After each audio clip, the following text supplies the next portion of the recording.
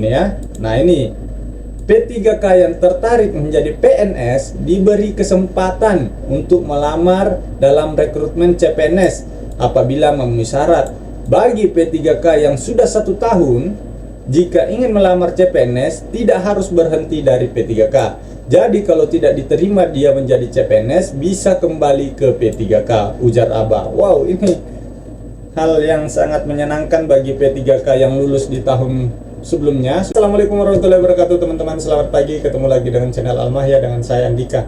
Nah teman-teman, pada video kali ini saya membawa berita yang cukup menarik dan menggembirakan ya. Karena pada video kali ini saya akan menyampaikan bahwa telah terbit peraturan Menteri Pendayagunaan Aparatur Negara dan Reformasi Birokrasi tentang pengadaan pegawai aparatur sipil negara atau pengadaan CASN tahun 2024. Nah, baik itu CPNS maupun CP3K. Nah, di sini saya sudah memiliki PDF-nya. Nah, nanti kita bahas detail satu persatu ya di video-video selanjutnya.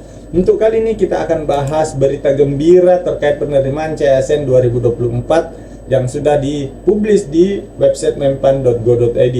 Nah, kita simak isi beritanya ya.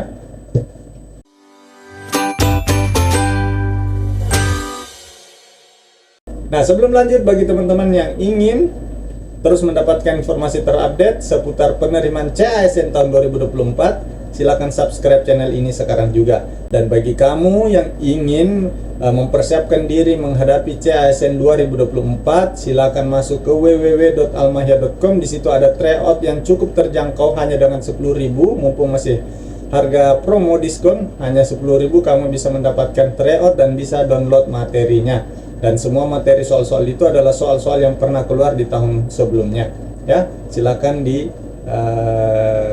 klik saja link yang ada di bawah. Oke, kita bahas isi berita ini. Di sini disebutkan pemerintah gelar diseminasi kebijakan pengadaan PNS tahun 2024. Apa itu? Di sini Kemenpan RB telah menerbitkan kebijakan terkait pengadaan aparatur sipil negara tahun 2024. Kebijakan ini dituangkan dalam Permenpan RB nomor 6 tahun 2024. Nah, ini saya sudah punya file PDF-nya, nanti saya bagikan ya. Nah, tadi beritanya ini. Menindaklanjuti diterbitkannya aturan ini, Kemenpan RB menggelar sosialisasi kebijakan pengadaan pegawai negeri sipil tahun anggaran 2024 secara daring hari Senin 29 Juli kemarin. Menpan RB Abdullah Aswar Anas menyampaikan pengadaan ASN tahun 2024 dibuka untuk memenuhi kebutuhan PNS dan pegawai pemerintah dengan perjanjian kerja P3K. Nah, ini ya teman-teman, peraturan ini diperuntukkan untuk pengadaan PNS maupun pengadaan P3K. Yang menarik di sini nanti akan dijelaskan di bawah bahwa P3K yang sudah lulus di tahun lalu, sudah 1 tahun lulus boleh mendaftar CPNS. Nah, ingat itu ya. Nah, di sini disebutkan pengadaan ASN dilaksanakan berdasarkan prinsip kompetitif, adil, objektif, transparan, bersih, dan dari praktik korupsi, kolusi, dan nepotisme, dan tidak dipungut biaya. Prinsip-prinsip ini disampaikan ke seluruh calon pelamar ASN bahwa tidak ada pungutan biaya dalam pengadaan ASN. Jadi tidak ada istilah calo untuk meluluskan menjadi ASN, tegas Anas. Ya, jadi kalau ada yang bisa menjanjikan lulus ASN, nah, itu dipastikan adalah pembohong ya. Dan kalau toh pun betul, itu perlu kita laporkan karena itu merupakan sesuatu pelanggaran. Nah, terkadang juga ada teman-teman yang ingin membeli modul saya, karena meskipun teman-teman lihat di testimoni Almahya bahwa sangat-sangat banyak lulus teman-teman yang membeli modul, terutama modul yang akan mendaftar di Kementerian PUPR ataupun PU daerah, itu berkat usaha mereka juga masing-masing. So, beberapa pembeli modul kami ada yang bertanya, apakah ini dijamin lulus? Saya katakan tidak ada jaminan lulus ya. Kami hanya memberikan kisi-kisi ya, memberikan soal-soal yang pernah keluar di tahun sebelumnya yang bisa jadi soalnya masih akan keluar atau mirip-mirip juga keluar di tahun ini. Makanya tidak ada jaminan lulus ya, seperti itu. Nah, di sini juga lebih lanjut ANAS pun meminta panitia instansi agar dengan sama menyusun tata kelola dan mekanisme kerja panitia seleksi instansi pengadaan ASN agar rekrutmen yang dilaksanakan bisa menghasilkan talenta-talenta terbaik dalam mendorong kinerja pemerintahan. Mudah-mudahan pengadaan ASN ini dilakukan dengan saksama agar kita bisa mendapatkan pegawai ASN yang mampu menjadi perekat dan pemersatu bangsa, memiliki intelijensia yang tinggi untuk pengembangan kapasitas dan kinerja organisasi, serta mampu mengakselerasi tugas dan fungsi organisasi, ujarnya. Sejalan dengan terbitnya regulasi pengadaan ASN, PLT Deputi Bidang SDM Aparatur Kemenpan RB Abbas Subagja secara rinci memaparkan terkait kebijakan pengadaan PNS tahun ajaran 2024. Kebijakan yang dimaksud tertuang dalam Keputusan Menpan RB 320/2024 tentang mekanisme seleksi pengadaan PNS tahun 2024 dan Kemenpan RB nomor 321 tentang nilai ambang batas seleksi kompetensi dasar pengadaan PNS tahun 2024. Abbas menyampaikan jenis kebutuhan pada pengadaan PNS tahun 2024 terdiri dari 3 kebutuhan umum dan kebutuhan khusus. Kebutuhan khusus diperuntukkan bagi penyandang disabilitas, cum laude, diaspora, putra-putri Papua, putra-putri Kalimantan. Nah, ini yang baru ya. Kalau tahun sebelumnya hanya ada putra-putri Papua, kali ini ada putra-putri Kalimantan, serta putra-putri daerah 3T, yaitu terdepan, terpencil, dan tertinggal, jelasnya.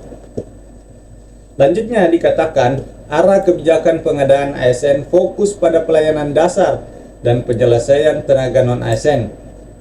Pemerintah juga mengurangi sedapat mungkin rekrutmen jabatan yang terdampak transformasi digital. Yang paling penting adalah di instansi pusat, talenta-talenta baru ini diarahkan ke Ibu Kota Nusantara atau IKN.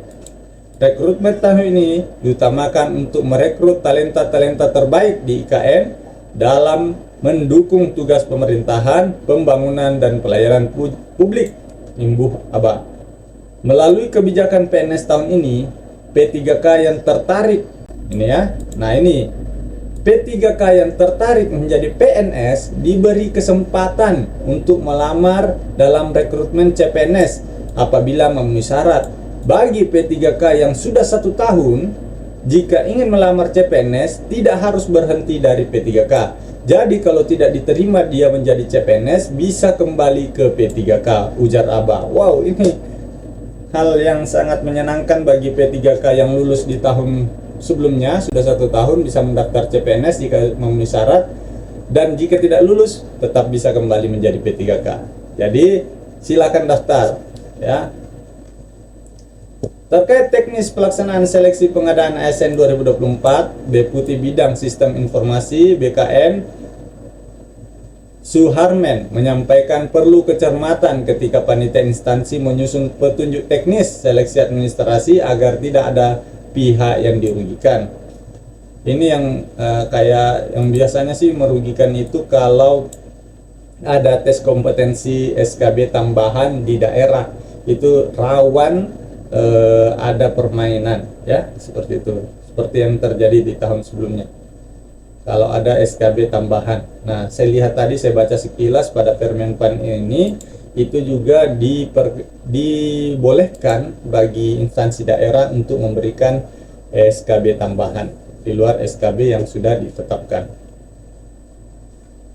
Suharmen pun menerangkan bahwa peserta yang telah lulus seleksi administrasi pengadaan PNS tahun ajaran 2024 dapat memilih untuk mengikuti seleksi kompetensi dasar atau menggunakan nilai pada sertifikat SKD CAT BKN tahun anggaran 2023 pada SSCN 2023. Jadi maksudnya seperti ini.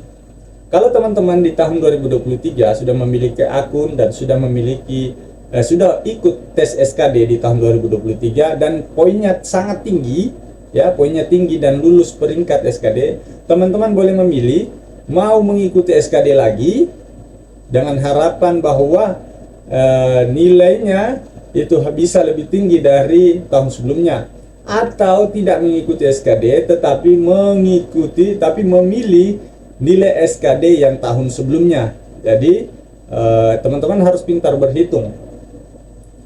Kalau teman-teman merasa nilai SKD-nya tahun lalu lulus passing grade tapi semuanya serba mepet, itu perlu teman-teman khawatir. Jangan sampai nanti saingannya bisa lebih tinggi, karena yang akan direkrut meskipun lulus SKD, yang akan direkrut adalah 3 kali jumlah formasi, seperti itu. Kalau ada peserta yang tahun lalu ini ya sudah lulus SKD dan melewati nilai ambang batas, maka yang bersangkutan bisa menggunakan sertifikat SKD mereka untuk digunakan pada seleksi tahun ini. Namun hasil yang tertera pada sertifikat SKD CATBKN hanya bisa digunakan pada satu periode pengadaan CSN berikutnya, pungkasnya. Jadi jika di tahun 2023 atau penerimaan CSN terakhir kan 2022 ya. Jadi jika teman-teman memiliki sertifikat SKD di tahun 2022, itu bisa teman-teman gunakan di pengadaan CASN tahun 2024. Nah, seperti itu ya. Lebih detailnya nanti ada di sini. Oke teman-teman, kedepannya mungkin akan kita lebih intens membuat konten, karena ini perlu kita bahas satu persatu secara detail. Jadi nantikan terus video dari Almahya ini, dan subscribe channel ini untuk tidak ketinggalan informasi terbarunya. Oke, sekian, terima kasih. Assalamualaikum warahmatullahi wabarakatuh.